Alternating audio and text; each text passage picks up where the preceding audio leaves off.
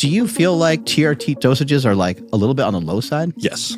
Oh, yeah. I think the blood work ranges are off. I think that they can definitely move those up. Can I get an amen from everybody listening? With TRT, I think starting at about 200 and slowly bumping yourself up 50 milligrams every month or so and just feel it out. Take your time working your way up so your body can adapt to it, instead of just making a big jump and getting all the bloat. What are the more popular peptides that you sell on your site that bodybuilders seem to be attracted to that they like? BPC 157 and TB 500, those two things. Yeah. BPC, it creates more HGH receptors on your muscles. So it's going to make your HGH work better. It helps repair your muscles, helps repair connective tissue. It's one also that you don't become desensitized from, so you can use it all the time. So let's just dive right into all this. You have taken the most amount of testosterone in the history of the world. All right, Chase Irons, welcome to the show, buddy. Hey, what's up? Thanks for coming out, man. Yeah, no. So let's just dive right into all this. You have taken the most amount of testosterone in the history of the world. That's public about it, I guess. that would probably be the best way to put it. The one that's the most honest about it, I would say, in recent years. But there's some controversy over it. Supposedly there was a higher amount of testosterone. Well, that gets brought up the most, that Dallas McCarver beat me. R.I.P. Dallas McCarver. Yes, indeed. Yeah, with his piss test, which was I think it was 54,000 or something like that. This is all allegedly. Who really knows? Well, they did. Yeah, no, they did test. They did test it, and that's what it came back as. But Derek made a video about that a long time ago and was like, that it doesn't count. It's not the same as blood. So yeah, he's and once you passed, everything will kind of go to certain fluids and it'll just really get out of proportion. And why was your blood upwards of 20,000 nanograms per deciliter? Because I wanted to test the tests and see if they could read that high. Because there's a lot of blood work tests out there that will only read up to 1,500. Depending on how much money you spend on the test, but it'll cap out at 1,500, and then there's some that cap out at 10,000. And then, as far as I know, that's the last cap. And then if you buy the most expensive testosterone test, it goes well beyond that, well beyond 20,000, which was what we were testing to figure out. Kind of experiment too. It was that was quite the experiment, and it lasted it was about 20 weeks of titrating up over, every month, getting new blood work done. But yeah, no, I started at 2,000, 2 grams a test. And it wasn't just testosterone that I was taking at that time, because I didn't want my estrogen to get out of control. So at the start, I included equipoise in there, and because equipoise is going to blunt your estrogen a little bit. It's not going to aromatize. Right. So, well, it aromatizes into estrone, and that ends up blocking the estrogen receptor and keeps your levels low. You don't end up getting estrogen side effects. So I threw in EQ in there as a sidecar and started working my way up. So I was it was 2,000 test, 1,000 EQ, and then went and got blood work. And then, I don't know the exact numbers. It's all in YouTube videos now, but it was on 2,000 test, it was my numbers came back at 4,000 nanograms per deciliter. Typically, that's kind of the way the ratio ended up going was what would that be? A 2 to 1, Give us a little bit of a breakdown of good and bad. What were you feeling? Well, so that's one thing where I've been on gear since 2010. So I feel which you guys might be hard to believe that because I'm not huge, but I'm not natty looking. You're pretty jacked. But anyways, yeah, I feel the longer that you've been on, the less negatives that you're going to experience, the less side effects you're going to get, and the more normal you're just going to feel all the time. So I don't really feel I react strongly to, anything. So I felt normal. I felt like a TRT. Even when you got, up over 10,000, You still felt like, did you feel any different in the gym? You feel any more aggressive? Were you like hornier or like?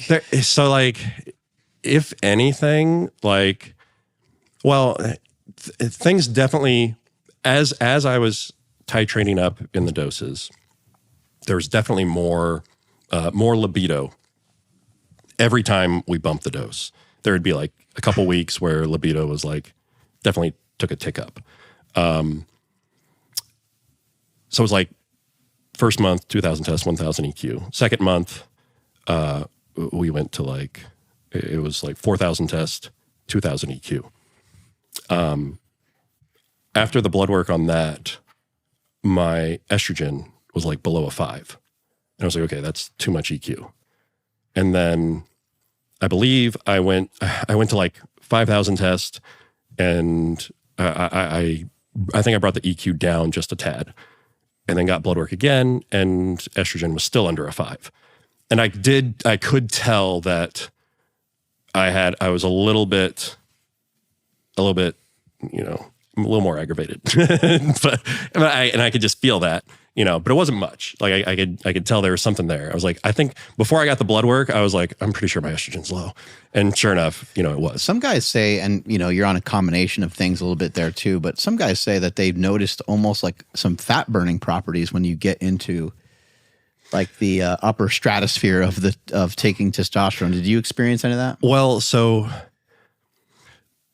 one thing that I was doing also to mitigate side effects was I was dieting the whole way through it, because I knew that if I was going to be, you know, taking a high amount of stuff, and if I was going to be like trying to bulk in any way, caloric surplus, right? You feel like your head's going to blow off, right? Yeah, because I wanted to keep my blood pressure under control. Like those were the big things. It was like I wanted to keep my blood pressure under control. I wanted to make sure that my blood work markers stayed okay, and you know, I wanted to make sure my sleep stayed fine. Like I wanted to keep my health, and if anything started to skew in the wrong way, I would have just pulled the plug and be like, okay, this isn't worth it.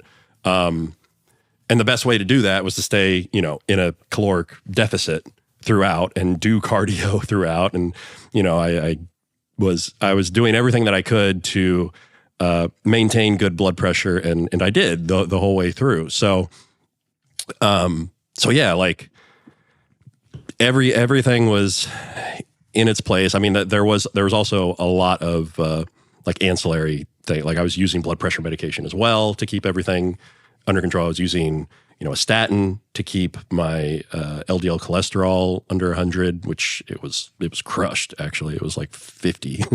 I mean, my HDL was as well though, but that's beside the point. Your cholesterol was really low, maybe because of some of the anti-estrogen properties of the equipoise?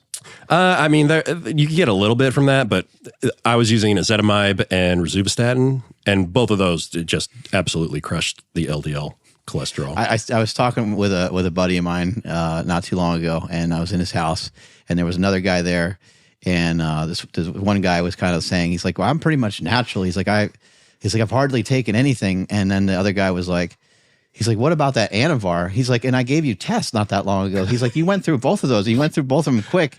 And he was like, oh yeah, I kind of forgot about that. And then a couple minutes later, the guy's talking about like taking Winstrol and like all this other stuff. I was like, it's funny because the way that you're speaking right now might be a little foreign to some of the people listening, even though we talk about steroids on here.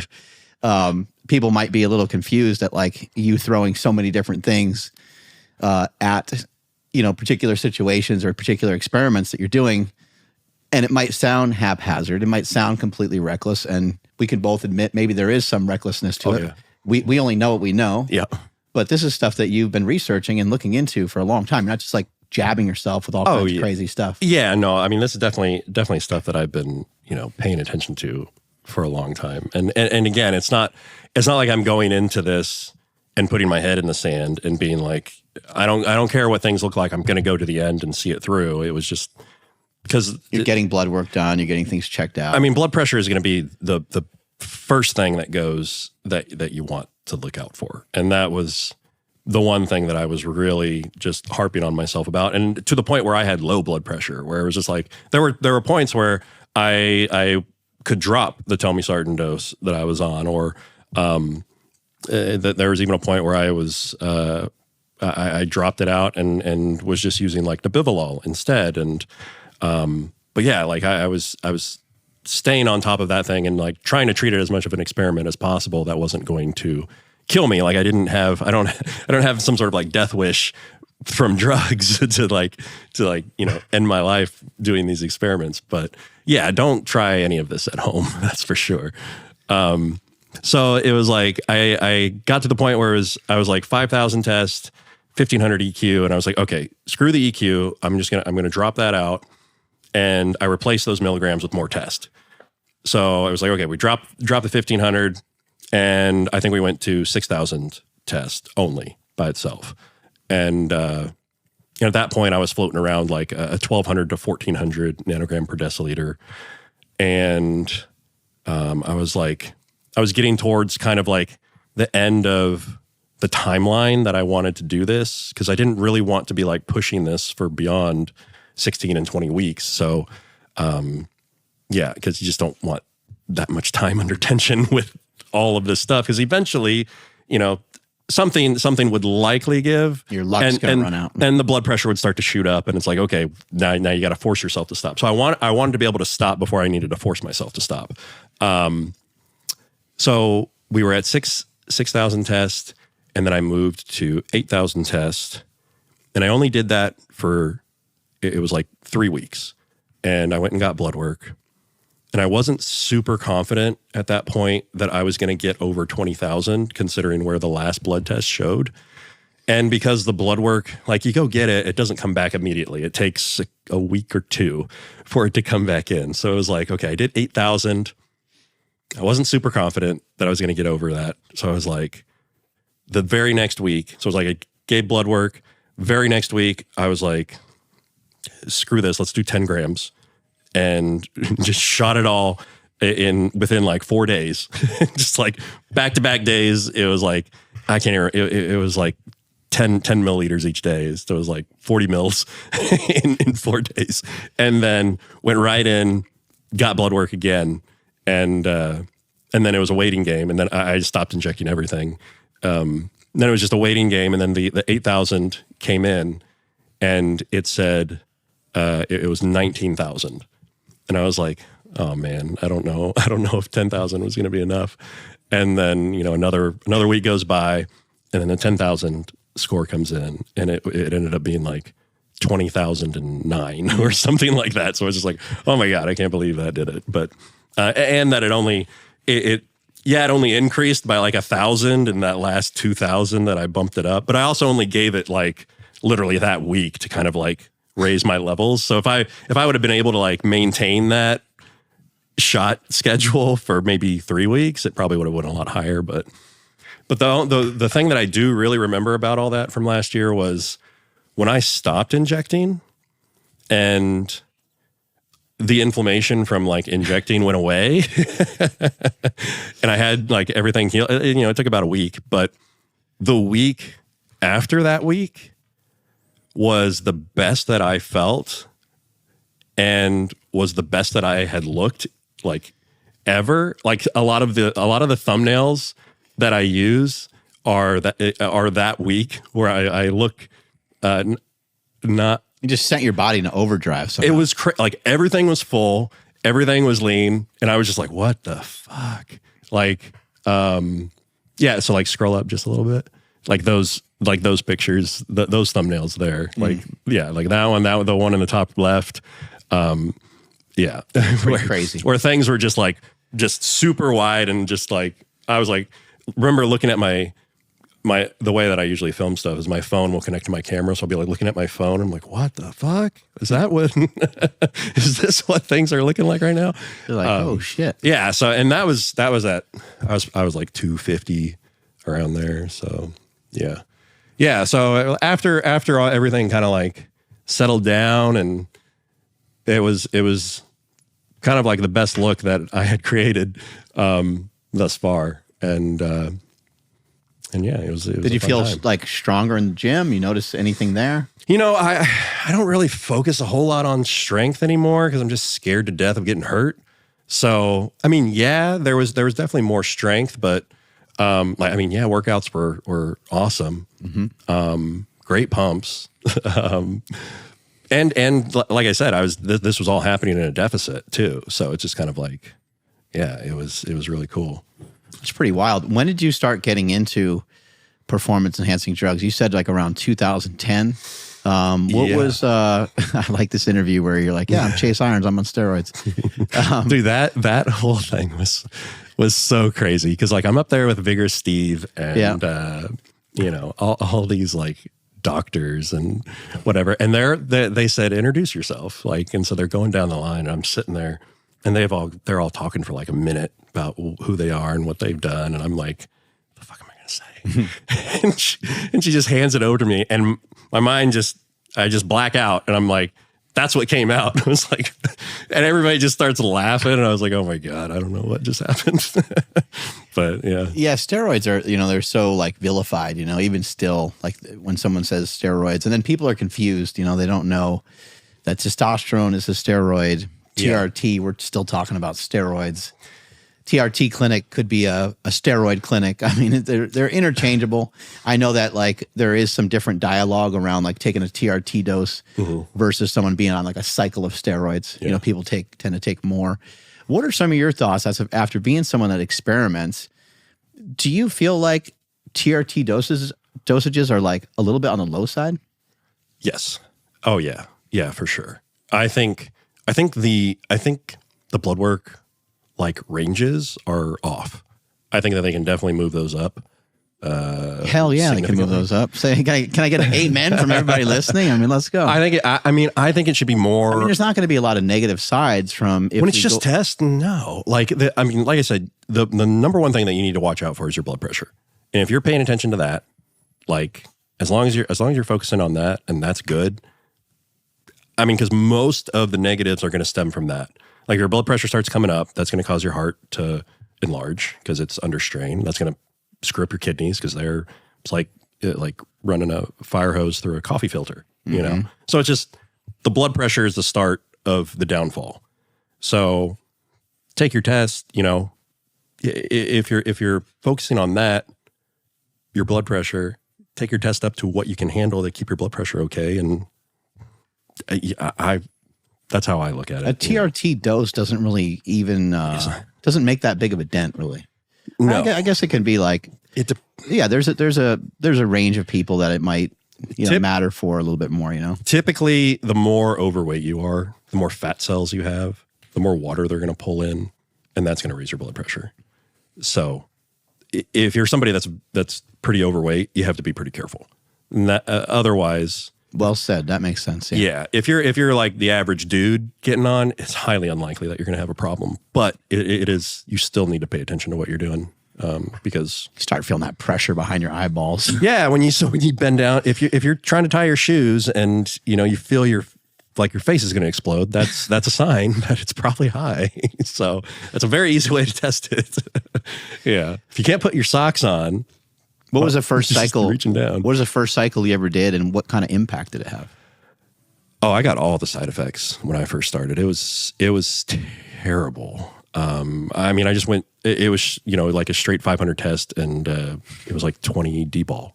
You know, just getting so bloated. It was all bloat. Yeah, no, it was so like lit. No, like the thing that I love working out. No, it wasn't even that. I hated myself. Like it was. I got so bloated. The only thing that I really remember is that I remember one time I woke up like extra early, you know, in 2010, I was 26. How old was I? I don't even know. No, I was 20. I was younger than that, 24 or something. I can't remember.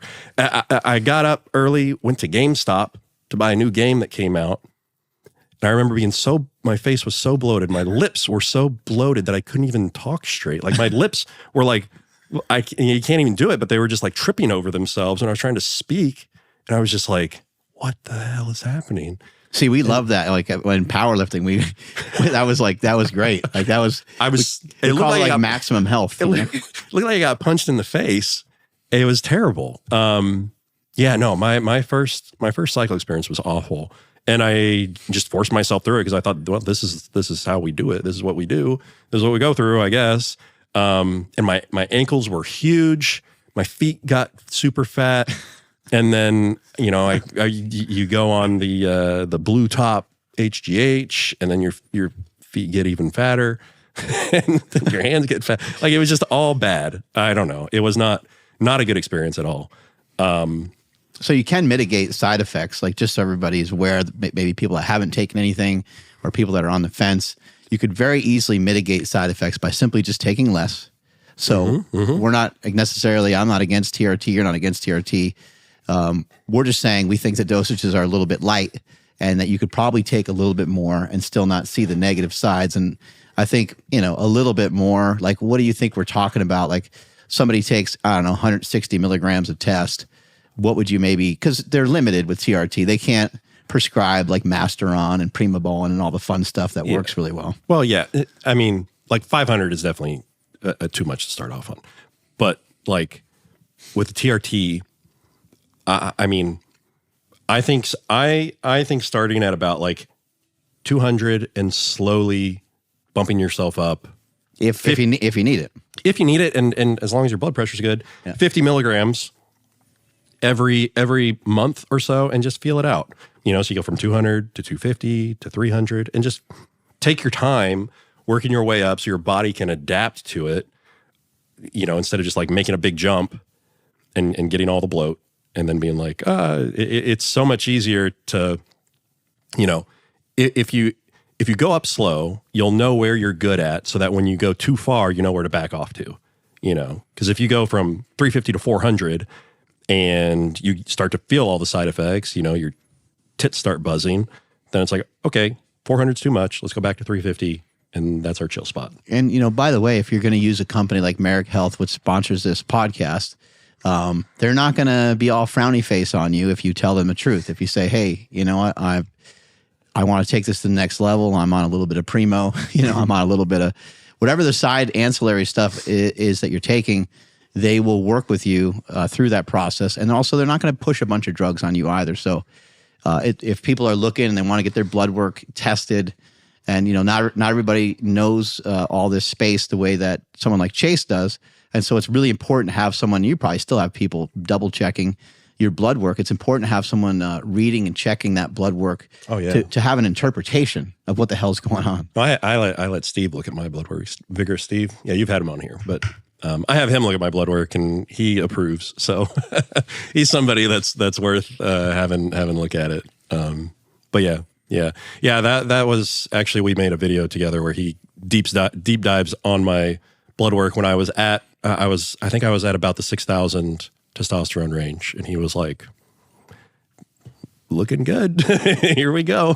So we also have to talk about this, you know, before we move forward and start talking about like peptides and stuff. I do want to definitely get into the topic of like helping people to figure out a way to look good, you know, helping people to figure out a way to lose, you know, 20, 30, 40 pounds and just be in better shape. And I think, you know, you and I can probably agree on some, like a TRT dosage with some peptides on the side and stuff like that could probably work really, really well for a lot of people. Yeah. But before we move forward, you know, I want to make sure that we don't skip over the fact that you mentioned 40 milliliters in like 4 days. Yeah. I mean, imagine you're injecting everywhere, your butt, your quad, your shoulder. So yeah, the main injection spots would be, well, it's so like you get a 3 mil syringe. It'll hold 3.5 mils when you go. You got the 3, and then you got the little gap after. Not many people know these little side things. This is very important. So you can pull it to 3.5. So it was like, you know, you could do 3.5 in one quad, 3.5 in the other. So that's 7. Then you got 3.5 in one glute, 3.5 in the other.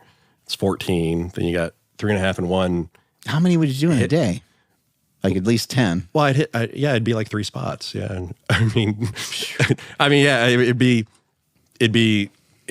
like I do, you know, quad, glute. And this isn't no insulin syringe. Venture glute. No, yeah, it's a big, yeah. Yeah, right. It's a big needle. Yeah, no, it's a 23 gauge. I'm surprised you didn't buy stuff that's just like for horses or something, because they make those giant ones that are like 10 ml. Well, yeah. Well, I didn't want to put that much in one spot, but 5 ml.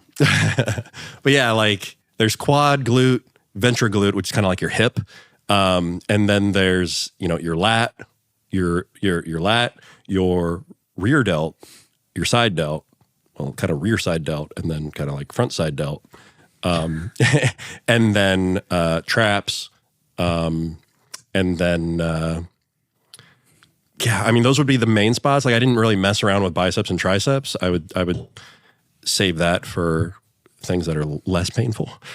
And then, and those, I mean, cause that's 8 different spots on one side of your body, 16 if you count both sides. So, 16 times 3.5. And then how much is like, how much is like a bottle of testosterone usually? Like $50, $100? Well, yeah, no, I mean, most people can get it for $40 to $50. Yeah. Per every 10 ml. Yeah. 10 and then, so you were just, I mean, you must have rifled through a crazy amount of testosterone during that cycle. I mean, there was crazy amount of bottles.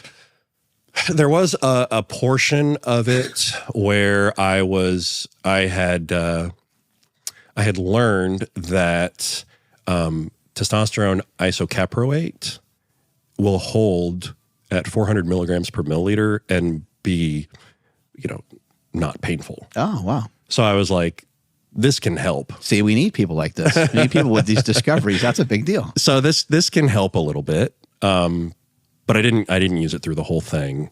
And I ended up running out part of the way through. And yeah, so it didn't end up using it when I needed it the most. It's just painful, man. That many shots is a lot. I mean, once you get kind of used to it, it's just, once the muscle can handle 3 mils, because like that was 3 mils in like the rear delt. Like that's not a big spot, but it can handle it once you get, used to it. So yeah, once a muscle can like absorb it, you can't, it's really not that big of a deal, The lat is a great spot. A lot of people don't think about that.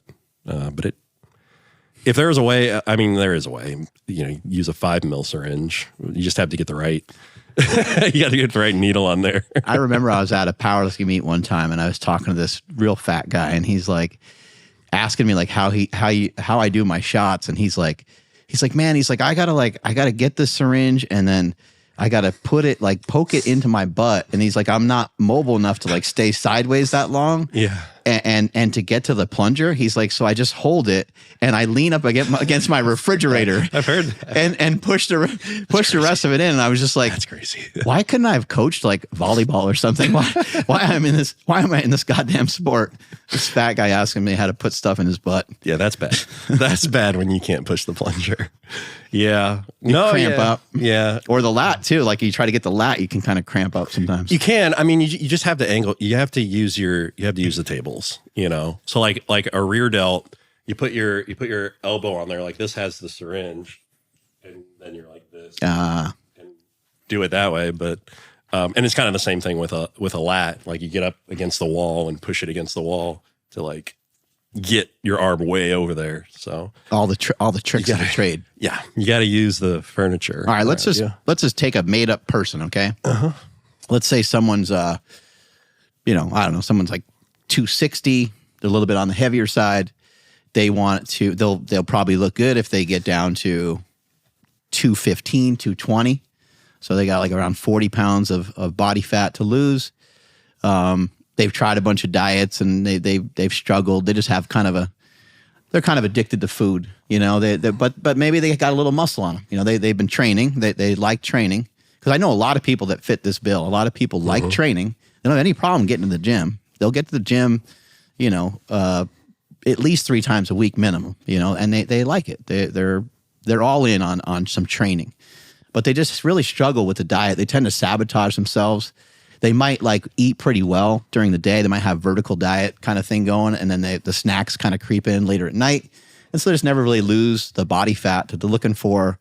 Maybe they're 22% body fat or something like that.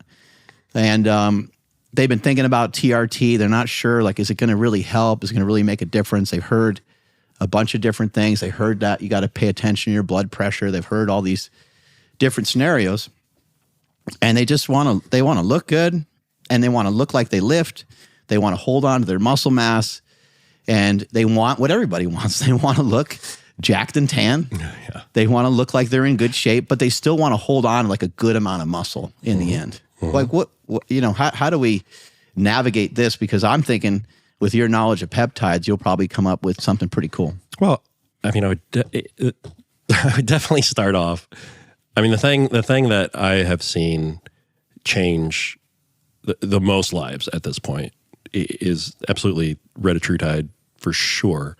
Can you describe to us what that is and what it does? So so everybody knows Ozempic. That's a GLP-1 receptor agonist, which the easiest way to explain Ozempic is that when you inject it, it makes you feel sick. It makes you feel sick to your stomach, and you don't want to eat, and you don't want to look at food. You don't want to think about food, and that's the most bro way to think about it. Then that's not the first generation, but the first generation that most everybody knows of GLP-1 receptor agonists. The next generation was tirzepatide, which is a GLP-1, and they combined with it GIP, which is it stands for what is it? Is it glucagon? That's not glucagon. It's glycogen, insulin. Ryan might be able to look it up. Glycogenetic insulin peptide. I can't. What GIP does is it makes you more insulin sensitive. It makes your body put out more insulin, and it takes away the nausea that the GLP-1 causes. So it basically made Ozempic better. So tirzepatide is a better version of Ozempic. The next thing that's on the way, it's not out yet to the FDA's not market. FDA approved. Yeah, right? It's not FDA approved yet. It's going to be a thing very soon in probably the next year or two. So the third generation is retatrutide, and it's a GLP-1. It has GIP, so it has what tirzepatide has. But then they also added to it glucagon, which glucagon will basically go into the liver, and it'll tell the liver to release its glycogen. So then you get energy from the glycogen that's releasing. But then, when the liver has released its glycogen, it's going to start eating the fat in the liver, which prevents fatty liver disease. But it also, goes to your fat cells and releases energy from them. So glucagon, in a way, is also a fat burner, which speeds up your energy from that as well. So retatrutide is it's a fat burner, and it makes you eat less, and it makes you more insulin sensitive, makes you put out more insulin, makes you more responsive to insulin. Yeah, what is it? Glucose-dependent insulin-tropic polypeptide. Yeah, that's it. Dude, how could you forget that? I don't know. It's a mouthful. I remember the important things about these. Mm-hmm. It makes you more insulin sensitive, and it makes you put out more insulin. Right. So and through that, it makes you less nauseous. So this person that I described, this person being 260 pounds, 22% body fat, it sounds like already that they could literally just take that. And that would be a really good start, perhaps. A huge start. Like I said, I mean, the testosterone could, if they do get on TRT, the testosterone can assist so they don't lose muscle mass. But is losing muscle mass a problem for people that may take retatrutide that aren't enhanced, and people that are maybe, not eating enough protein or something like that? Or it doesn't work like Ozempic maybe? Well, so the problem with, like I said, with Ozempic is it just makes you feel sick and you can't eat at all. It's kind of targeting one main thing. Yeah, you don't want to eat anything. And if you can't eat anything, yeah, you're going to lose muscle. If you feel sick, you're not going to want to train. You're not going to want to eat, and you're just going to lose everything. One of the issues with tirzepatide is that because it doesn't have the glucagon, you're not going to have the energy that you get from retatrutide. So you're going to feel more lethargic. People do very well on it. They can still eat enough protein. People do very good on tirzepatide. But there can be an issue with training. But with the retatrutide, it's you get energy from it.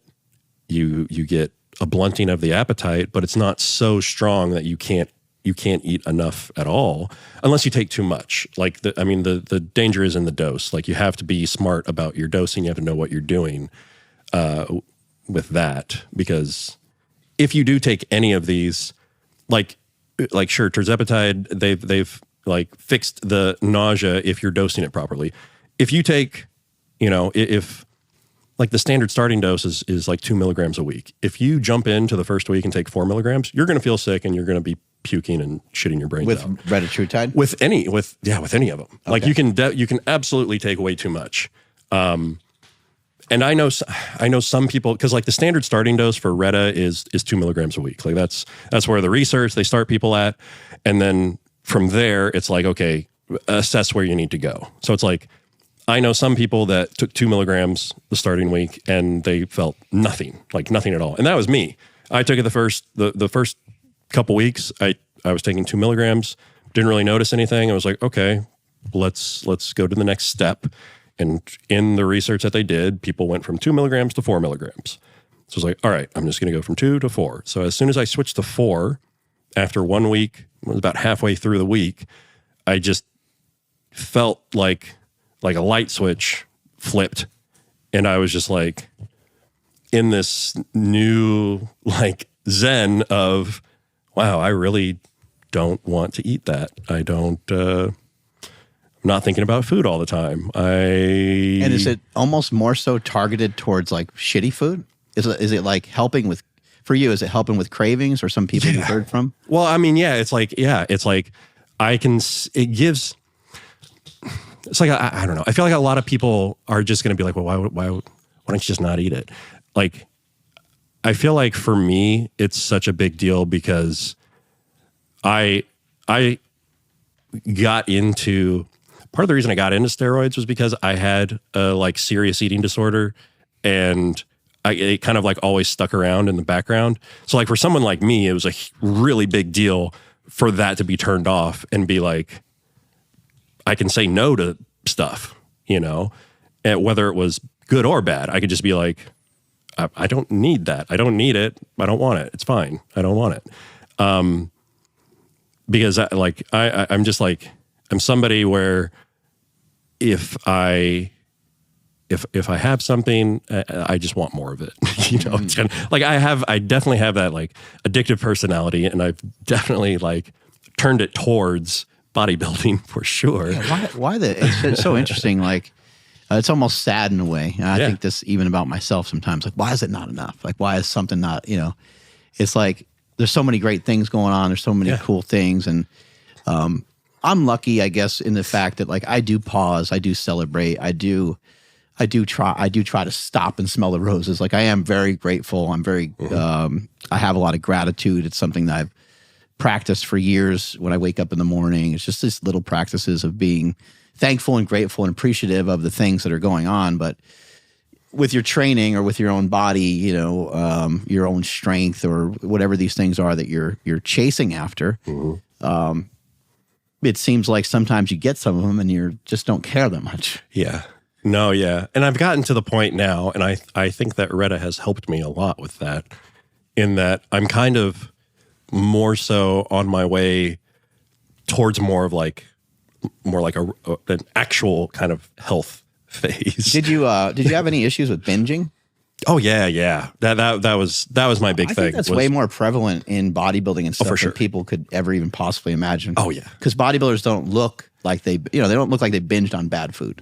No, yeah. That's 100% like, and that's why intermittent fasting works so well for me. It's because I know I can eat a lot of food, and I kind of leverage that in a way for me to be like, I'm gonna go throughout the day like focusing on my work and doing all these things and not worrying about eating. And then I get my food in the afternoon. And a lot of people would look at that and be like, that's a shitload of food. But it's like intermittent fasting kind of masks that.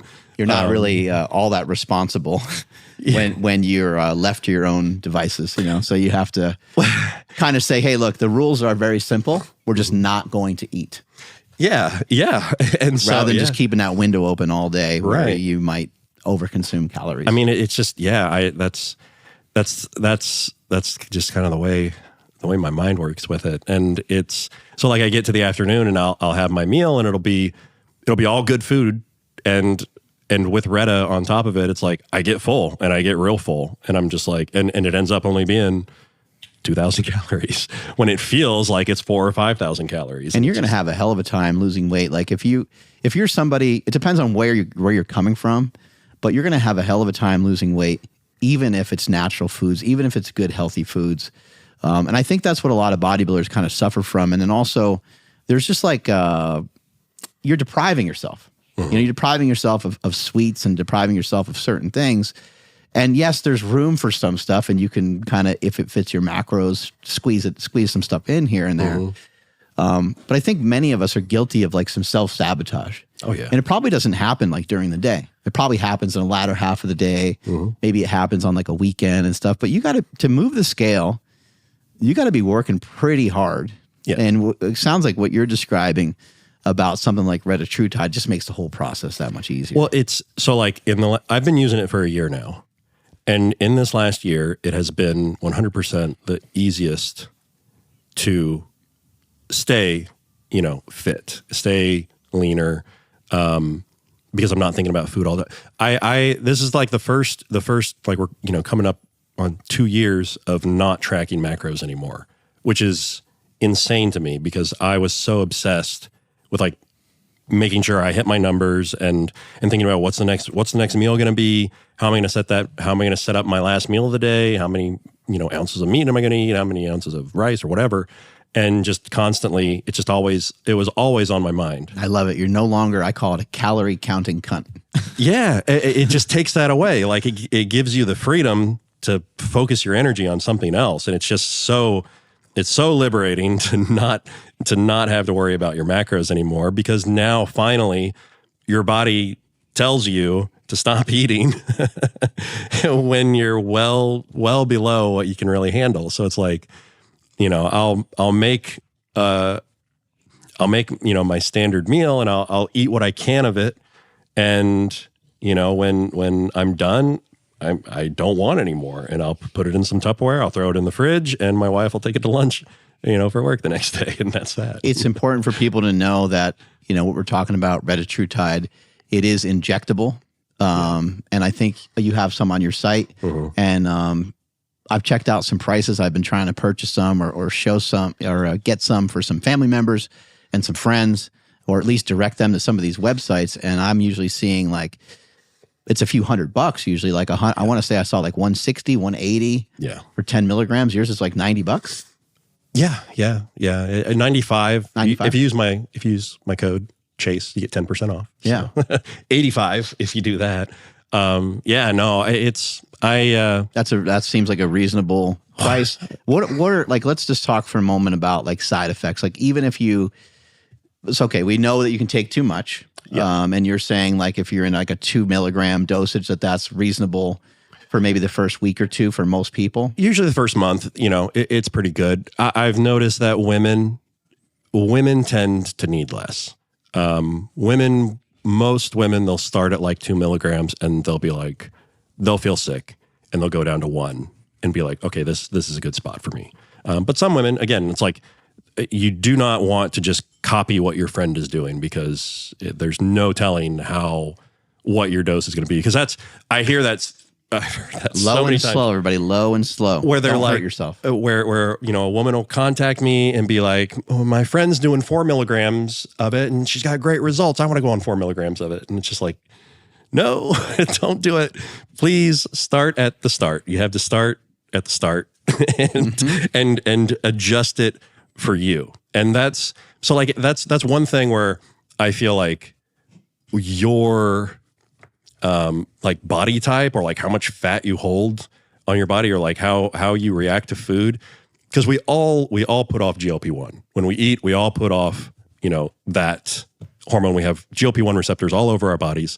Some people are more sensitive to it than others, and what I think they're finding is that the leaner people, the people that are more lean, natural, like the more ectomorph you are, the more GLP-1 you put out, or the more sensitive you are to GLP-1.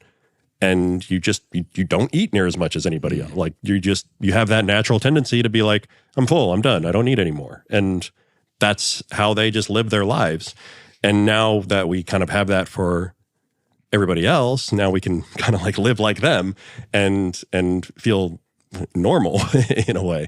But yeah, it's that peptide has been a game. Like it's one of the few things that have come out recently that I would absolutely call a game changer for the community.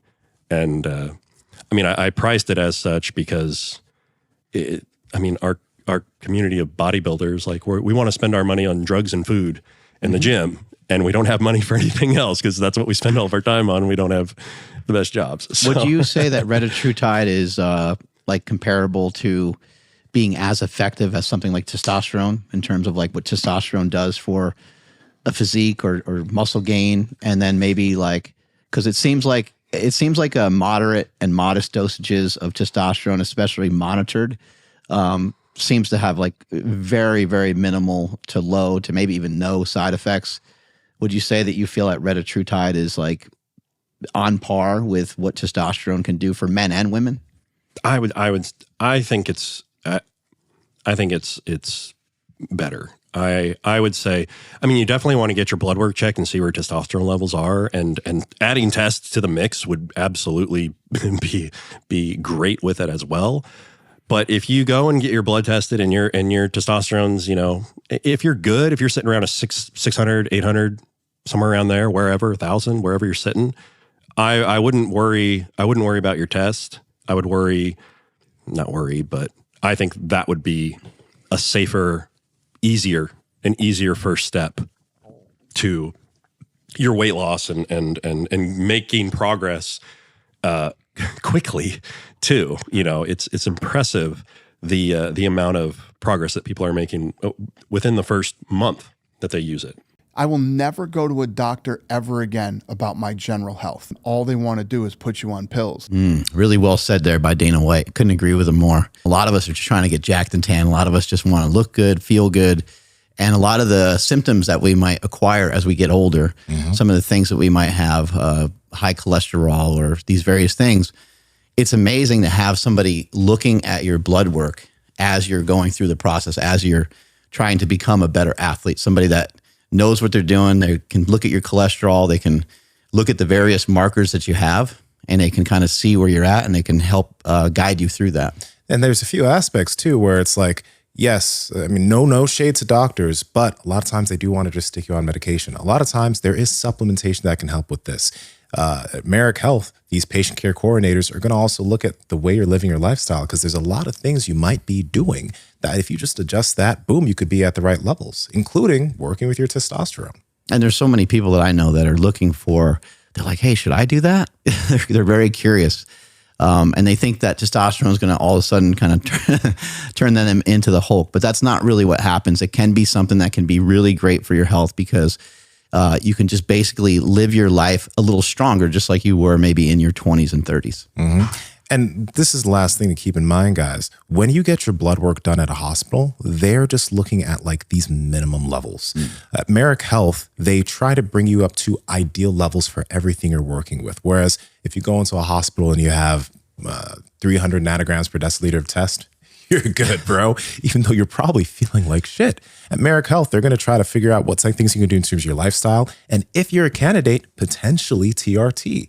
So these are things to pay attention to get you to your best self. And what I love about it is a little bit of the back and forth that you get with the patient care coordinator. They're dissecting your blood work. It's not like you just get this email back and it's just like, hey, try these 5 things.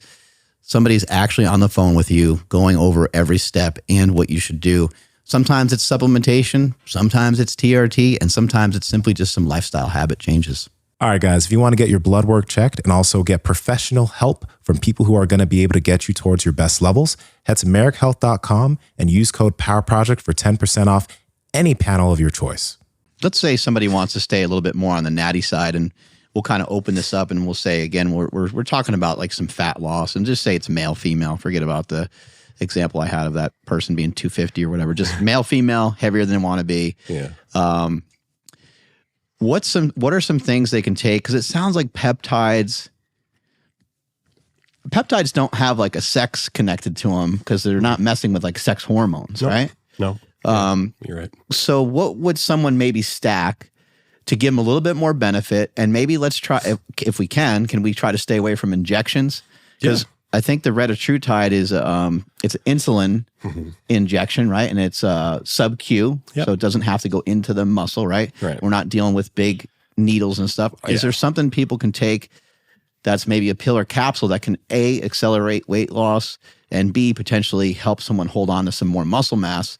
But yet we're not injecting like 7 different things. Maybe we got the convenience of some pills or something like that. I mean, the biggest things that have been coming out more recently would be 5-amino 1-MQ and SLU PP332. Those are both pills. The 5-amino is a mitochondrial upregulator. It speeds up your metabolism. The SLU PP332 is an exercise mimetic in that it kind of tricks your body into thinking that it just worked out. And it puts off all the signals like that you just went and trained, you know, where it's just like you're more insulin sensitive, your metabolism is up, your food's going to be directed more towards the muscle when you eat. Those 2 things have been a pretty big deal recently, especially in the bodybuilding community. I've heard of a lot of people utilizing those. A third thing that would be a pill for natty people would be methylene blue. You can get that in a pill or in a liquid form where you just like now, if we start taking a combination of these things, you did tell me in the gym that retatrutide can raise someone's heart rate up a bit. Yeah. And also if we're taking these other things, it sounds like they're ramping up mitochondria, which kind of sounds like to me that maybe potentially ramping up the metabolism a little bit, which then might jack the heart rate up a little bit more. Are people kind of reporting that maybe they get a little anxiety or things like that when they're maybe taking large dosages of these things or taking too many things in combination? I haven't noticed it with the 5-amino 1-MQ. I haven't noticed it with the SLU. I have noticed it with methylene blue. That one you need to be careful with. A solid start dose of that is 5 milligrams a day. What else is out there? I mean, that's a pill. It can be injectable. I just like to try to feed people like stuff that's like it sounds like SLU P332 sounds like that sloop, as some people call it. Yep. It sounds like that could be a convenient and maybe not a bad place for someone to start. Even again, we talked about retatrutide, how powerful that can be, but maybe this is like a micro version of that. It's a solid alternative for sure. If you don't want to inject. It's something that it's one of the few things out there that I do notice it when I take it. And it's really hard to overdose it because that one is something that's expensive, and that's not something that I have on my website because it is expensive regardless. Mm-hmm. So yeah, that is a very good option. The thing that I notice, that I physically notice from it, is that I will just run hotter on it. Like I'll just be like, if I'm sitting down on my computer, doing the customer service stuff, I'll just be sweating. and it's almost like comparable to something like D&P almost in that kind of sweat. Producing a little more heat. Or Tread. And like Tread will just kind of like make you sweat all the time.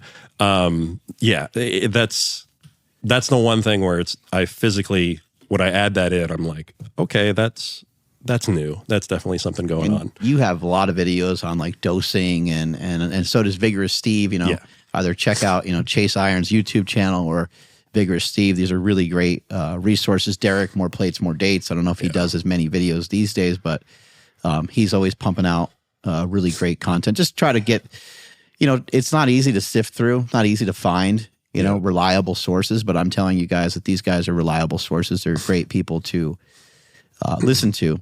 Yeah. Before we kind of move on, I want to ask you, do you have concern, like these things are working good for now. They feel good. They're sort of like fun. Like a lot of stuff's fun. These experiments are fun. Do you have concern? Do you're probably what, 30, 40 years old, 35? 38. 38, okay. I'll be 39 this year.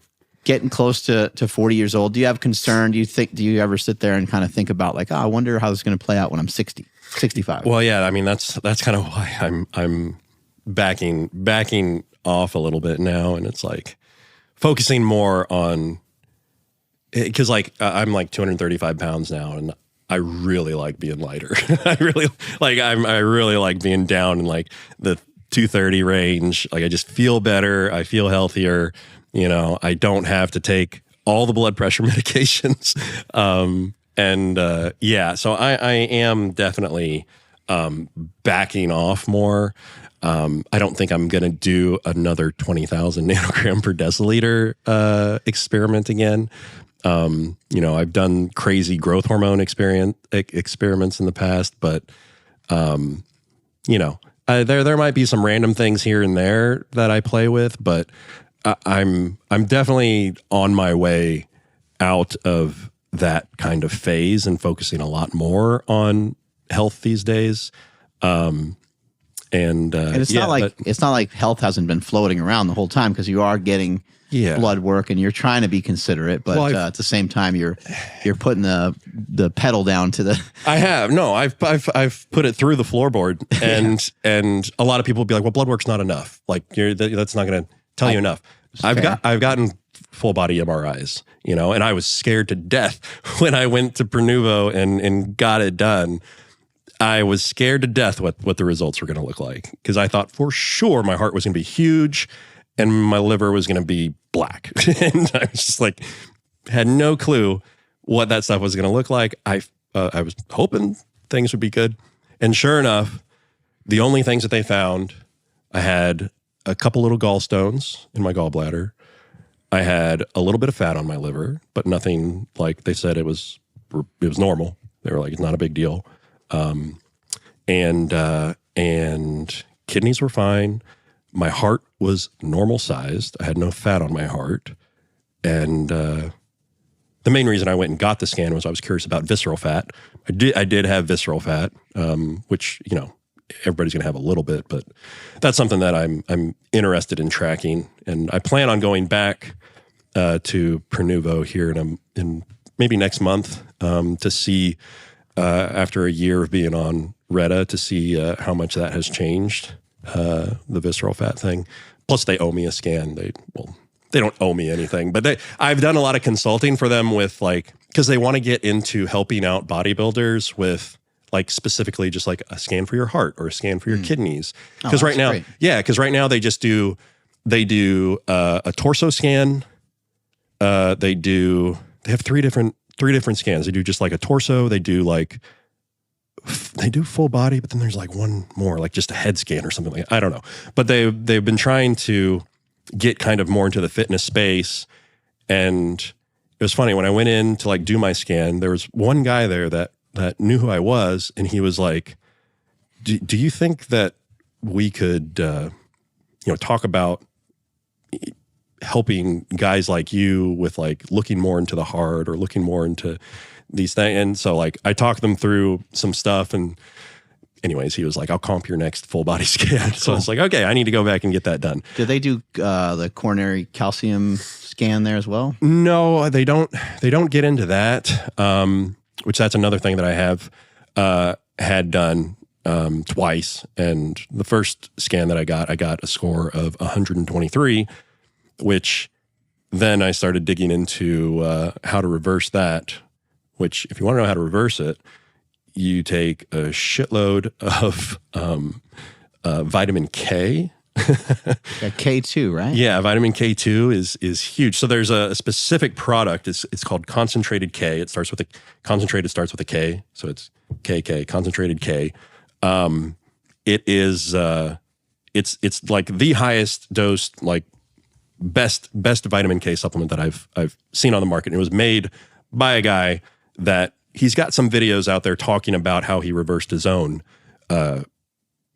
coronary calcium score. And I used that for about a year, taking a pill in the morning, a pill at night. Because the thing about vitamin K is what it does is it takes calcium from soft tissue and it takes it where it belongs, to your teeth and bones. So if you got calcium built up in spots that it's not supposed to be, it's going to pull it away from those areas and clean it up. And sure enough, it did. So it's like, okay, cool. this is something that you definitely want to keep in the pantry. So yeah, vitamin K2, that plus keeping your cholesterol nice and low so that, nothing else is going to build up. What about, have you experimented with, there's 2 different kinds. I'm forgetting some of the names, but like nanokinase. Nattokinase and serrapeptase. Yeah, those are great too. Those are for clotting. And that's definitely something worth keeping in the pantry as well. I keep nattokinase in there. I mean, I think it does enough of a good job.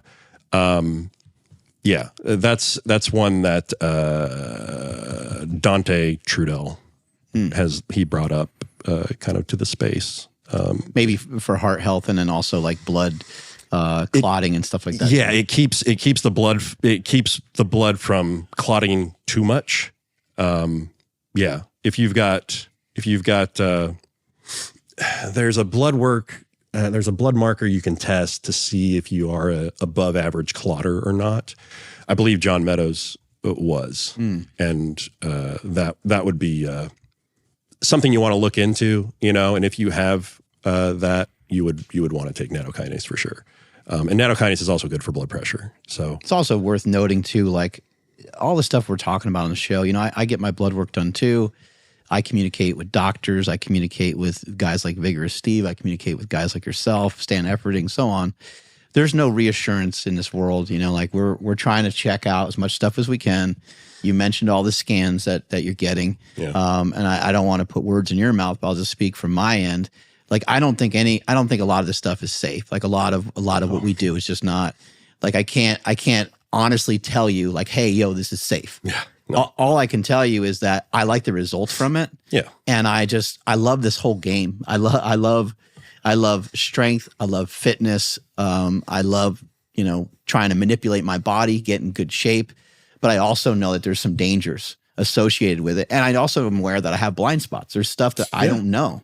There's things that I don't know about. I could be causing tons of damage to myself right now, even with the sugar diet. You know what I mean? Like, you don't really know. These are like experimental things. And I do my best to try to research stuff and look stuff up and down, but it's hard to actually truly know. Yeah, no, I'm definitely in the same camp. Like, it's none of it you can say is safe. None of it you can say is absolutely safe. There's always going to be some sort of risk, and all we can do is the best that we can do with what we know. It's also not safe to it's also not safe to be like way overweight. Right. Yeah. And so you got to kind of make your choice. And am I going to purchase this Retatrutide stuff? Or that's right? Another thing is like, like we were going into side effects of Reta, and like, yes, there can be some side effects that you experience if you use a little too much, or sometimes shit just pops out of the blue where it's like maybe you eat something that is going to digest a little bit too slow, because like one of the ways all of these GLP-1s work is they reduce the amount of acid that your stomach puts out, and it causes your stomach to digest food slower. And if you eat like a meal that has way more fat in it than normal or something like that, it's going to sit in your stomach a little bit longer, and you're going to get all gassy and bloated and have acid reflux. Acid reflux is probably one of the most common side effects of any of the GLP-1s, and none of them are, you're free of that. Yeah, none of them are free of that. So another supplement that is commonly paired up with any of the GLP-1s is hydrochloric acid, HCl. Yeah, HCl, betaine HCl. Yeah, betaine HCl is what you want to take. Oh yeah, that is good for like digestion and stuff. Huge, but it's good for a lot of other things, right? Isn't it good for muscle building or something? Am I thinking of something else? I think they put betaine in a lot of supplements that just help them digest, help them absorb. But yeah, betaine HCl is typically like the Now brand. Any of those are usually what I get, or Doctor's Best or something. Anyway, betaine HCl, that is acid.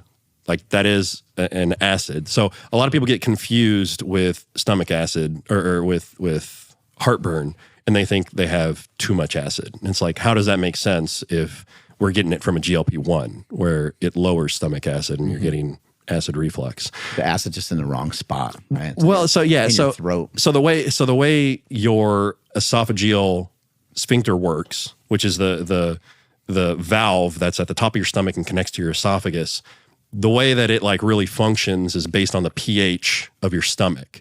So if your stomach is super acidic, it stays locked tight and closed. If your pH starts to rise and it's less acidic, it kind of relaxes and it'll cause the acid that you do have in there and the food that you do have in there to kind of come up and out and into your throat and burn your throat. So if you take that when you eat a meal, when you take betaine HCl, it's going to increase your stomach acid, it's going to break down your food better, and it's going to keep that valve nice and tight so that you're not getting the, sulfur burps and acid reflux. So yeah, that's if you don't believe me, like, if you Google betaine HCl and Ozempic or GLP-1 or whatever, you'll find a lot of different people recommending, these are commonly paired up together. What are some of the favorites in terms of peptides? And certainly no need to mention any names or anything, but what are the more popular peptides that you sell on your site that bodybuilders seem to be attracted to, that they like? I mean, Retta's at the top of the list by far. Retta's at the top. I would say the next best. The next most popular thing is BPC 157 and TB 500. Those two things. Yeah, people are always talking about that. Yeah, those Wolverine stack. Wolverine stack. Yeah, no, those are definitely second top sellers for sure. And I think probably the biggest reason for that is BPC over TB 500 is the next best seller, because BPC it creates more HGH receptors on your muscles, so it's going to make your HGH work better. So yeah, that's a huge reason to use it. It helps repair your muscles, helps repair connective tissue, helps prevent fibrosis in the muscles. It's one also that you don't become desensitized from, so you can use it all the time. Yeah, that would be one that I would say can also help you build muscle because you recover faster and you can train again and train harder. So yeah, BPC 157 is extremely popular. It's crazy when you hear all the different things that it can be good for. Yeah. I've heard some people, putting it into like an eyedropper and literally dropping it in their eyes. Yeah. Not recommended, but hey, whatever works for somebody, It also comes in pill form, so you can take it as a pill and it helps with your stomach lining. So it can help repair your gut lining. It can help your digestion. I don't have it in pill form, but yeah, there are companies out there that got it. I take it in pill form and I do the injection of it. Yeah, that's a great one to always have. You're mentioning that 5-MQ. 5-amino 1-MQ, yeah. 5-amino 1-MQ. That one's supposed to help a little bit with holding on some muscle or not really? I mean, that one's more just like a mitochondrial upregulator one. That one's more, most of these I feel are like more leaning towards fat burning. Yeah, I would say BPC and TB 500 would be the first ones that I've mentioned that are more based on recovery for sure. But I also think Retta can help too because it increases your insulin sensitivity, and that's a big deal if you want to shuttle glucose to the muscle, I mean, it prioritizes that. I also want to tell people too that, it sounds like most of the peptides, like BPC, for example, I mean, correct me if I'm wrong, but you can take a whole bottle of that and just shoot it and I have, yeah. I've IV'd it. Again, I don't want to tell you it's safe, and I don't want to say that it's it's not gonna. I mean, it has not hurt me in one bit. And like I said, I've IV'd a whole bottle of it. Not in any sort of a noticeable way. Nothing negative. Nothing.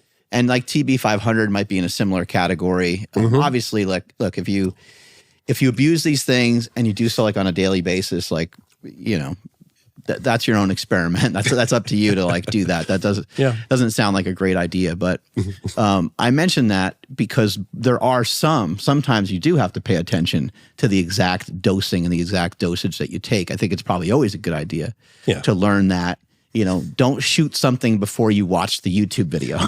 You know, man, watch the YouTube video first. Well, and maybe watch a few of them. Like, learn about the products that you're getting. So that brings me back to like the GLP-1s with semaglutide specifically, because it is not dosed the same as the other GLP-1s. And I've had someone confuse that, where I have a video it's the last upload that I've done where the thumbnail, literally, it's retatrutide for dummies, or no, I said for smart people, how to do it, how to reconstitute it, and like the steps. I had a lady who bought semaglutide. She watched that video and she thought that video was for all of them, for semaglutide, all of them. And when 2 milligrams is the start dose of Reta, and 0.25 milligrams is the start dose of semaglutide, and the top end dose of semaglutide is 2.5 milligrams. And she went in on it at 2 milligrams week 1, day 1. And she was just like, she said she went to the hospital because she was just, she couldn't eat, she's throwing up, just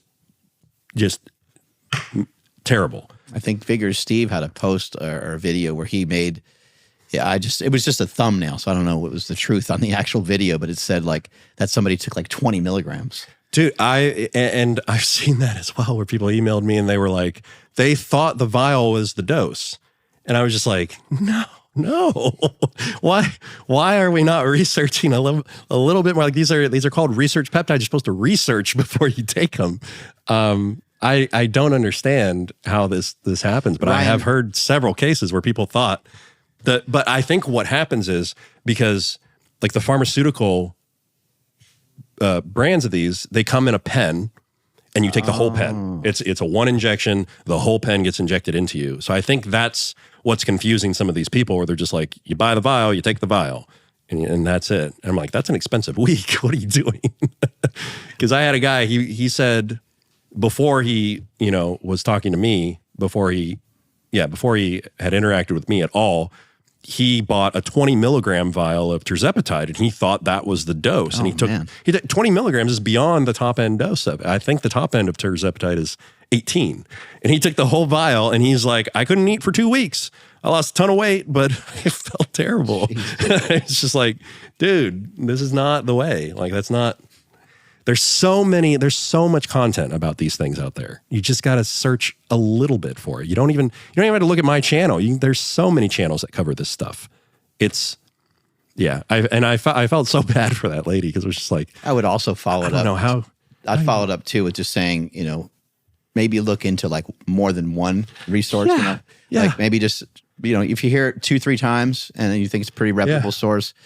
Also, like, there's forums and stuff, right? So you can ask people that are already taking it, and you can get reassurance, or yourself, or someone like Jay Campbell who's talking about this stuff all the time. Do your best to try to like DM them, or DM somebody that follows them that is taking. Like, it's not that hard to snoop around the internet and to like find people that know about these things. Well, that's what blows my mind is like a lot of people find my website from like TikTok or Instagram or YouTube or they just find me through a Google search. And it especially is confusing from the people that find me on like TikTok and Instagram, because it's like, you found me on social media or YouTube. You found me on social media, and you didn't look a little bit more on social media, just a little bit, to find more information about this topic. You just saw fat loss, and you bought it, and you're like, we're going, whatever. I don't know. It's very confusing to me how that kind of thing happens, but it happens, and you got to be smarter than that, and that's why there are disclaimers all over these things that are just like, you're using it at your own risk, So be smart. Do your research. You're a researcher. You have The terms and conditions say you are a researcher, and you signed into that. They never read it. They didn't, I guess. So, Mark, you have been loving wearing these Paluvas for a long time. Why is it that you like these shoes that look like this? I'm trying to get my feet to be jacked. You know, I think it's funny how sometimes people will, when I wear these shoes, they're like, oh, those are different. And I'm like, well, maybe you should blame God because this is the human foot. This is the way that it looks. But Paluvas are awesome because it's going to allow you to train your feet and train your toes and allow for that toe spread because you got the 5-finger toe thing going on. It's like put on a glove for your feet. It feels amazing. It's like walking around with toe spacers. You know, we've been working on our feet for a long time now. You always hear the benefit of people talking about like these tribes who have gone without shoes forever, and they have this toe space and have these amazing feet. And these shoes will allow you to just passively get that back by walking around. You don't realize what a disadvantage you're at when your foot is all clumped together from the football cleats or soccer cleats or whatever else you were wearing when you were young. And so it's nice to be able to splay your toes. In addition to that, though, one thing I love about Paluva is the fact that it's not a regular barefoot shoe. I do love barefoot shoes as well, but it also has appropriate padding. And when you're stepping on some crazy pebbles and rocks and different things, like when I'm out on a run, some terrain is a little different than others. I don't have to be worried that I'm going to get some sort of stabbing, crazy thing happening to my foot because it has an appropriate amount of cushion underneath the foot. And guys, Paluva has a lot of different styles on their website. I think one of the newest styles they just came out with, which is a little bit more of a rigorous shoe, is the Strand ATR. It's not these are the Strands, but the ATRs have a little bit more. If you want to go hiking with them, you totally can. Those are amazing. If you go out, throw those on and go sprint on a field and your feet feel so strong, grabbing the grass and being able to actually grab the ground with your foot feels amazing. I'm more of a chill guy with my Paluva, so I like the Zen slip-ons, but that's the thing. With Paluva, there's a lot of different options. So if you head to paluva.com and use code POWERPROJECT, you'll be able to save 15% off your entire purchase. And they also have toe socks. Their 5-finger toe socks are no show, so check those out too. Ryan, can you bring up an insulin syringe, just like a picture of an insulin syringe? Mm-hmm. Sometimes the stuff can get a little confusing when it's interesting because everything's so tiny. Yeah. Like you get a peptide and like little tiny peptide bottle. Yeah. And then the insulin syringe has these little tiny like increments on it. So yeah, if you could just try to zoom in on one a little bit. So years ago, years ago, I took some insulin. And talk about something you got to be careful with, right? Yeah. And luckily for me, it wasn't a big deal. I just ate some carbohydrates, and it's nothing shitty happened. But oh man, I think so. Sometimes somebody will say, go to the 10 spot, and that equals 1, right? And other times, every little tiny tick. Because if you look really close, you can see that there's like little tiny ticks before it gets to the 10 spot. Yeah. And with insulin, if I remember correctly, like the dose was just to take like 1 or 2 little things, right? And I went up to the 20. So I took 2. Right. That's what I thought I did. Yeah, that's a little much. And I think I was trying it like in the evening with some dinner that had some carbs in it. But then I was like, holy shit, man. Like a little while later, half hour later, I'm like, I think I need more carbs. Yeah. And I ate more carbs and luckily I was fine. Then like the next day I was like, I'm not going to do that again. That felt weird. I got a story. And so, and so anyway, I found out the proper dosage and redid it and it was fine. I still don't know what happened. I still don't know what happened in this story. I can assume what happened, but I was using both Lantus and Humalog in my days. Both forms of insulin. Right. So Lantus is a very, very slow acting. If you absorb it, across like 18 to 24 hours. So like if you take 20 IUs, it's going to be spread out. You're going to get like 1 IU an hour basically, and it's just kind of like something that you take to have in the background to just like constantly keep your blood sugar down. Now this was something that happened probably, it was like 6 years ago. So I was using Lantus and I was also using Humalog. And Humalog is very fast acting. You take it, it reacts within like 15 minutes and it's in your system. It was in the morning and me and my wife were going to go to the gym at the gym that I worked at to train. And I hadn't taken my Lantus shot yet, and I was taking pre-workout insulin at the time. And they were both in pen form, and the only thing that I can assume that happened is I got them backwards. And so like my Lantus dose was 40 IUs for the day, and my Humalog dose was like 10 for the workout. So I'm pretty sure what happened is I took 40 IUs of Humalog and 10 IUs of Lantus. Now, when you take 40 IUs of Humalog, you probably are going to need something like 400 to 600 grams of carbs to cover that, which is a lot of carbs. A lot of carbs. Otherwise, or else you'll go hypoglycemic. And if you go too hypo, you potentially black out. Cause brain damage. It can even kill you. You turn into me. Brain damage. So I shoot both of them, and we go down. We get in the car. My wife was driving. We get to the gym. She lets me out, and she goes up and parks the car in the gym garage. And the last thing that I remember is getting out of the car, and that was it. And I went into the gym, and I went past the front desk and straight back to the break room. And I don't know how long I was back there, but the next thing I know, I am in the break room. We had like lockers on each side of the room, and I'm leaning up against the locker. I have my car keys, and I got somebody's lock, and I'm trying to stuff it in there. I don't know what I'm like, why is this not working? What's going on? And I'm drenched in sweat, and I'm just so confused. And I'm just like looking around, and I'm trying to open. It's not even my locker. It's not even my lock, and it's not even the right key, and it's nothing. I'm just like, what's going on? And I'm just like, and then I give up, and I sit down at the table, and I'm just drenched in sweat, and I'm super hungry. And I'm looking at the table, and I see packets of ketchup and hot sauce. And so I just grab the ketchup and hot sauce, and I rip them open. I'm eating those. And I'm alone, and I'm just sitting back there, and I'm just like, I feel just terrible. And then finally, somebody comes in, the janitor, custodian lady that I've known, for 6 years. And she sees me, and she's like, "Are you okay?" And I like look at her, and I've got fucking ketchup and hot sauce. And I'm like, "No." And she's like, "Let me go get somebody." And she goes out, grabs one of the other trainers, and comes in, and she sees me sitting there drenched, and she knows exactly what's going on because she knows bodybuilders. And she's like, "Get him some Gatorade."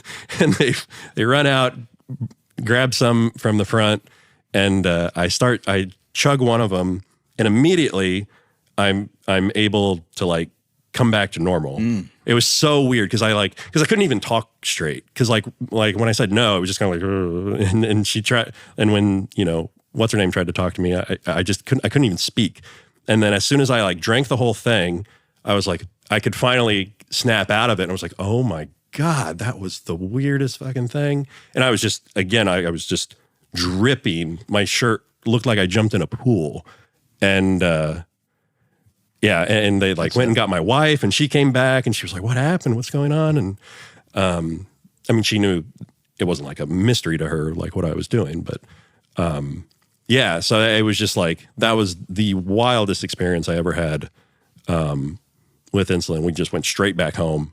I felt terrible the rest of the day, and I basically just ate carbs the rest. I was on the sugar diet for the rest of the day because I just felt miserable, and I was like, I don't care. I'm just gonna eat fucking bread and sugar. Like I eat whatever you can. I just didn't care at that point because I just felt awful. But yeah, that was the only time I've ever gone like so hypoglycemic I blacked out and was just delirious, where had no clue what was going on. It was the wildest experience.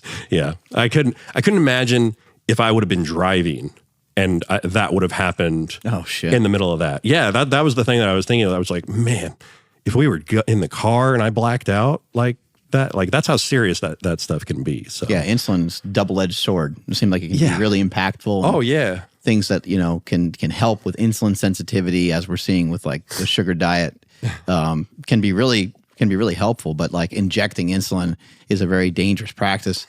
I remember, you know, when I got insulin, it was like the funniest thing because I just thought it was like just super strange. But I went to Walmart. Yeah. And I got some insulin. You just go to the pharmacy. Yeah. You're like, oh yeah, it'd be like 10 minutes, and they just get it for you, and you don't need a prescription or anything because there are people that are diabetic and they need it, and so it's super interesting in that way. You mentioned earlier doing some growth hormone experiments, and also like, do you mess around with insulin at all anymore, or is that not anymore? No, I mean I've played around with it here and there, like plugging it. It adds weight so fast. Like that's something that just like scares me because I feel like if I you know just like let go of the reins, I could easily eat myself and drug myself to 300 pounds, like no problem. So that's something that I've always kind of like just tried to hold in and be like, if I see my weight like go up quickly, I'm like, that's a scary thing. I need to get Milos Sarkev on the show. I know he's a big fan. Of insulin, but you know these things are all like when used correctly, you know they can be amazing. Very effective. Yeah. What's been some of the HGH experiments? So I ran 18 IUs of Serostim for about 5 months. Isn't that crazy expensive too? 18, yeah, it was an expensive That's like the experiment. That's the best growth hormone there is, right? It is the best of the best. Yeah. I was using 18 IUs a day. So it was a box a week, in which a box runs at about $600, something like that. So yeah, it was like $2,400 You're like a month. A crackhead over here. It was wild, dude. Well, I mean, I was curious. About, because I had heard, you hear things where it's like one of the sayings that came from John Meadows was the difference between an amateur and a pro is 18 IUs of Serostim a day. And I was like, let's see what this is about. And I had heard from so many other people, it's like, yeah, a vial a day. That's the way you go. The most amount of growth hormone I ever took was 2. I took two IUs a day for like, I don't know, for a few months. I never really liked it. Obviously at that dosage, probably just didn't notice much difference. I mean, yeah, it's a slow play. Growth hormone is a slow play if you're not taking 18. When you use a lot, it's wild. So like I started it, like that experiment was 20, I think that was 20, when was that? It was like right after my wife got pregnant, the 2023. And wife got pregnant. I was like, all right, let's go. And I had been collecting boxes and I was ready to go. So I went from like 245 up to 275 pounds in like it was like a 3 to 4 month time period. And it was just like, I remember, so when you get the box of Serostim, when you open it up, there's a pamphlet in there that has a bunch of research in it that tells the results that they got from this research. And all the research is on people with HIV and AIDS, and their dose also says it's 18 IUs a day. It also says in there the results that those people got, and it said typically those results would cap out after about 4 months, and then they would kind of like flatline. It also said in there, if you are experiencing a bunch of negative side effects that you do not like, then just do it every other day instead. And the results, they had the results for that, and it was relatively similar, but not as good. So I was like, okay, I'm going to do this experiment. and start with every other day first, because I was scared to death of blood pressure, because you put on a shitload of water weight, you're gonna have your blood pressure go up, and then things start unraveling, and the experiment's over, and you got a bunch of boxes of Serostim you're sitting on. So I started with every other day, and I was also scared of my blood sugar and going diabetic. So I was testing my blood sugar every morning. I was testing it after meals, and so I started 18 IUs every other day, and watched everything. Nothing was changing. Blood sugar was staying the same, and again, I was dieting. I was in a deficit, and my weight was going up on that. And I was like, okay, this is interesting. So I did every other day for a week. And then everything just gets really round and full. And so it was like, okay, every other day seems to be fine. My blood pressure's still good. Blood sugar's fine. So I was like, okay, let's go to daily. And then the second week I went to daily, and then my weight really just started climbing by 2 pounds a day. And I was still very low carb. It was just everything was just getting sucked into the muscle, and just the weight was just started climbing up. But it didn't look bad. I just kept watching. I'd get up every morning, I'd look in the mirror, and I was just I would just look leaner than I did before and rounder. And I was just like, oh, this is fine. Okay, let's keep doing it. And after a month, because at this time I was also just keeping my testosterone dose. It was 300 test and 150 primo. So I was keeping that low because I just wanted to see what the HGH did. After a month, when I realized everything was fine, and talking to Steve a little bit, I was like, let's take advantage of this situation of having all this growth hormone and bring the testosterone up to match. So I brought the testosterone.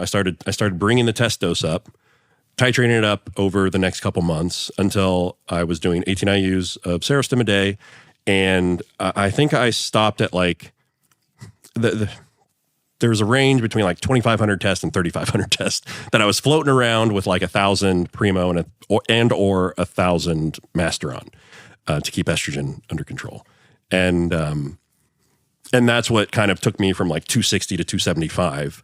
And it was very heavy and very full, and felt awesome. But it's just way too much, and hard to sustain all those shots and everything. Well, yeah, I mean, there was all that going on, and but it was.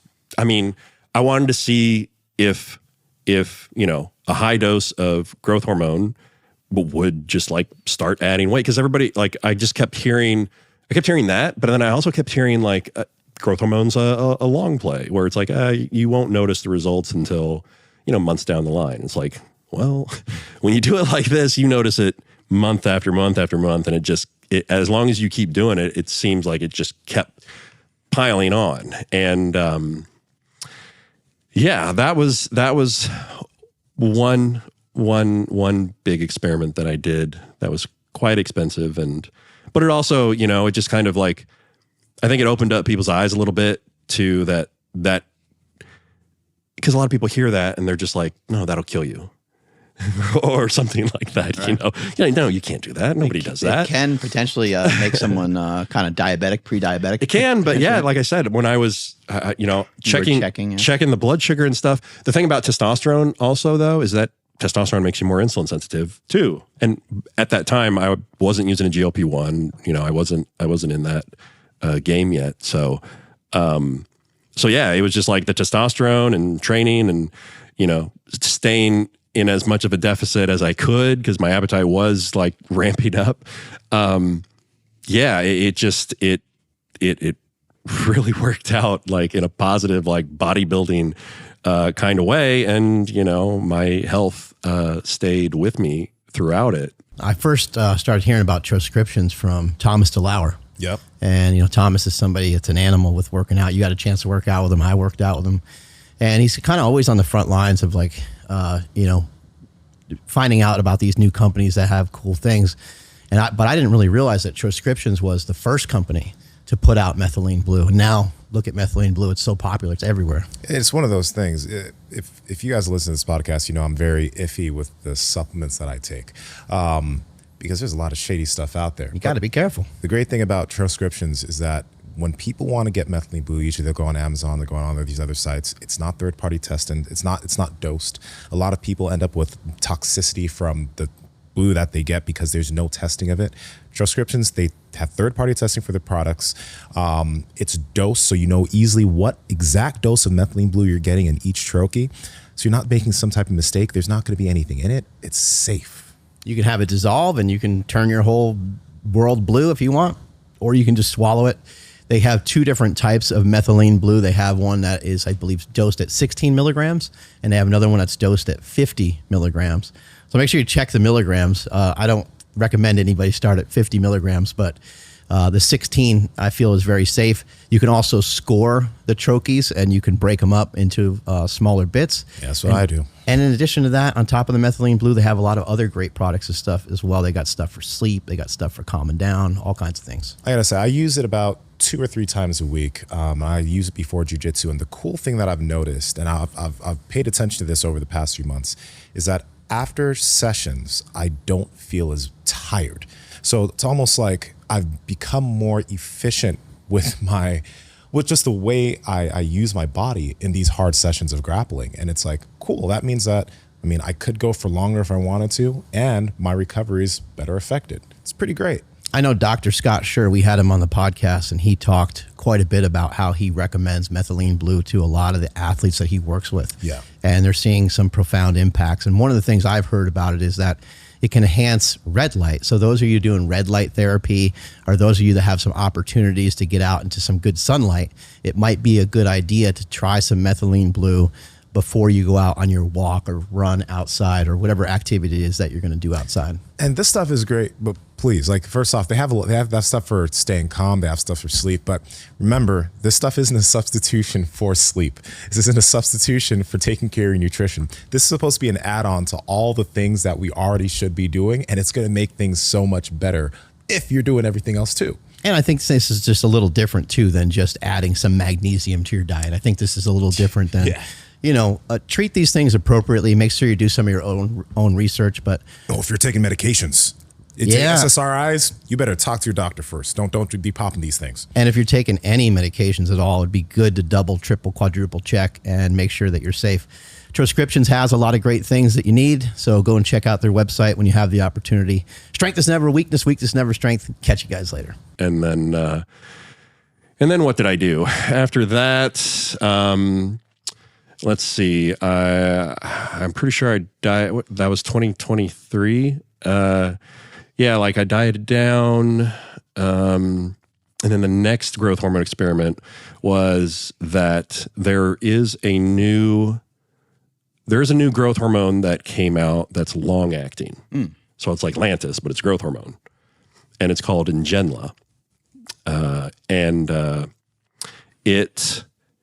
They took growth hormone and they kind of like binded it with HCG so that it has a long half-life. So it should have a half-life of like a week. So you take one shot a week of it. You take one big shot and it spreads it out throughout the whole week. And so I was curious, can this work for bodybuilding? And a lot of people were telling me that it's a bad idea because your growth hormone levels are going to be high all the time. And that absolutely can be something to be scared of with diabetes and blood sugar and all that. So I was like, I played it safe again, just to, see how true that would hold for fit people, because sure, that would probably happen to somebody that was lazy and eating like crap. So I think I started that when I was like 235 pounds and gained like 20 pounds on it. But so the whole Ngenla thing is, so like a pen has like 96 IUs in it or something like that. But the problem with it that everybody confuses is that it's like 3 IUs of Ngenla is equivalent to 1 IU of Serostim. So the price ends up being like the same as using a bunch of Serostim, if you want like a similar result. Because that's what everybody was like, oh my God, we can take, tons of growth hormone is going to be cheap, because they didn't consider that equation. But that's pretty much what I found. Was I ended up taking like 5 pens in a week to be equal to a box of Serostim a week. So it ended up costing the same. But the weird thing about it was, so when you take a whole vial of Serostim and you get your blood work done, your HGH levels will be like what is it? Like a 40 to a 50. When you take when you take the equivalent of Ngenla, your HGH levels are 150, because it's just like it's always floating through your system. But the results weren't any better. So it was like you got the same result, but your HGH levels are super freaking high, like 3 times higher. Like, how does this happen and you don't get better results? And it's like, because it's bound to the HCG, it can't do what it needs to do. So, and it didn't mess with my blood sugar. Ultimately, it ended up not being that big of a deal. But what I concluded was, it's not cheaper than running Serostim. And it also doesn't last a week in your body. It lasts like 3 days, really. But I think that has also a lot to do with how your metabolism is and how much muscle you have. Like, I think in general, like bodybuilders tend to absorb stuff faster than what the like pharmaceutical pamphlets anticipate. Because like the Ngenla, they made it so that it was for kids that were short. That instead of taking their genotropin daily, they could take this once, and it's easier for kids. So those are the only 2 growth hormone experiments that I've done. But yeah. So you came from Las Vegas, and you were at an Alex Hormozi conference? Oh yeah. I just did that. I was that was awesome. Highly recommend checking that out. If you have a business, if you want to learn how to build a business, very, very informative. You get time to speak to Alex, ask him questions about your business, and he'll tell you what to fix on it if you need fixing or whatever. But yeah, it was 2 days long. Both days were about 8 hours long.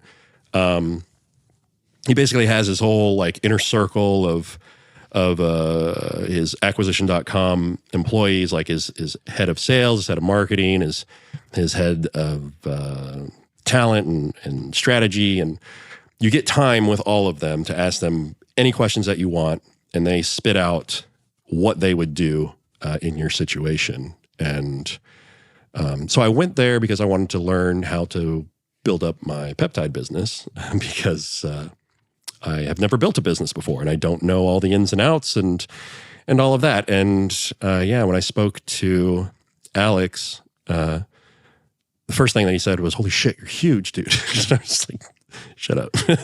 And That's then a good compliment. Yeah, He's in great shape himself. Yeah, no, he was in a tank top and shorts and whatever. It's kind of funny, but yeah, no, it was great. Like telling him, about me, what I'm doing. Because most of my following now knows that, like, I'm very busy with that, and I haven't been able to get back to making YouTube videos yet because, I'm so busy on that side of things. I've been trying to figure it out and figure out who I need to hire and what moves I need to make so that I can free up my time and get back to YouTube, which we finally have that, sorted. And next week, I've got the plan set in motion to get back to making content, which is going to be nice.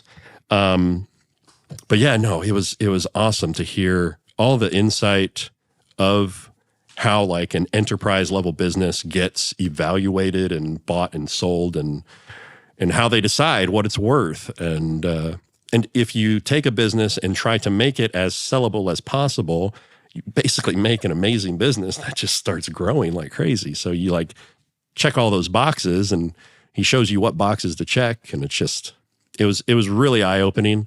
And there were people there that had businesses for 40 years that didn't know these what seemed to be like basic things that everybody should know, like people that went to business school that were there that were just like, oh my God, why didn't they show us this kind of shit? So yeah, it was awesome. Yeah. I really liked it. Yeah. Anyone, starting a business, when you first start it, you kind of just start. Like that's a great thing to do is to literally just start. Just dive in, Dive in and, so you don't have to do like some due diligence and make sure like that whatever you're doing is going to have, legal. It's legal and it's going to work. I mean, with what you did, pay your taxes. you built up a following on YouTube and you saw an opportunity. So it wasn't like a complete random like jump off point. Like you already had built up followers. You have members on your YouTube channel as well. Which I think is really cool. I think you said you have like 1,000 members or something like that. That's amazing. Yeah, it's awesome. Yeah, no, that's been like a huge, a great community for my channel, and those guys, they hold it together. But yeah, no, my guys were. I got sponsored by a peptide company, and I was promoting their stuff, and people were complaining about prices and just like, they don't do very many sales. And like, what can we do? And so like through learning the business, I was like, I think there's an opportunity here. And so I jumped on it, and it's taken off. It's been very, very awesome. It's been really cool. Really cool to see. But yeah, I mean, it's a lot of work, but you just like, if you want to start a business, I mean, you just gotta do it. And I get a lot of people that ask me kind of like the same thing about YouTube. They're like, how do I start a YouTube channel? It's like, you just got to dive in and just start filming yourself and just do it. And you're going to be bad. Like I started this business. I was terrible. Like I have no idea what I'm doing. And it's so funny when you start to like learn how a real business runs. Like it wasn't until like just a month ago that I finally started payroll for my one employee that I have, where it's like I got on Gusto and I started like actually running that whole automated thing. And I was just like, oh my God, I've just been paying him with Cash App this whole time. So it's just like things like that, where it's just like, you just dive in and you figure it out as you go, and it'll be all right. But yeah, people will ask you, like, oh, what's the point of the business, and you're like, I don't know, I make money. But like, it's nice when somebody walks you through, like, is this something that you want to sell? And you're like, well, I barely even started it yet. Why are we talking about selling it? But again, it's a mind experiment. It's an experiment to see, what direction do you want your business to go in? If you make your business sellable, which should probably be the goal for everybody. Yeah.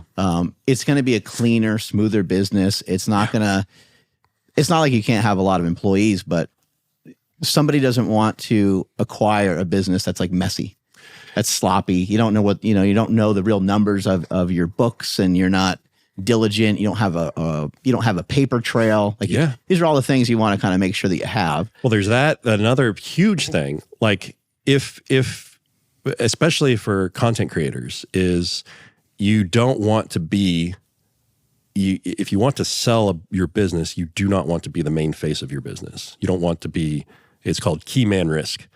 If you were removed from your business, would it survive?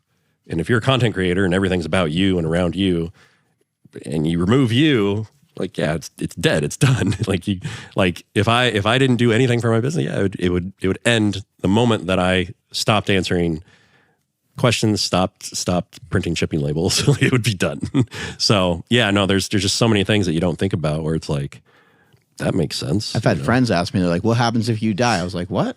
What are you talking about? Like, what happens to your business if you die? And I was like, and so years ago, when I heard that, I was like, well, I better get my shit together so that if I'm not around, and now I don't have to worry about the business, I don't really have to do much of anything. Right. I mean, that's the goal, is like set it up so it runs itself, and you can go on vacation and put your phone away, and not have to worry about any of that. So yeah, that whole workshop though, it was incredible to hear his insight and his experiences, and he's so knowledgeable on all of that. it's wild. What's your website and where can people find you? My website is omegamino.net. And yeah, you can find me at all the social medias. It's just Chase Irons, at Chase Irons. Yeah, that's the website. That's the YouTube. And remember, use his code. You said the code was Chase. Chase. Yeah, Chase. Just Chase. Okay. My code is Chase at every website I'm affiliated with. Very simple. 10% off. Get after it. Strength is never weakness. Weakness never strength. Catch you guys later. Bye.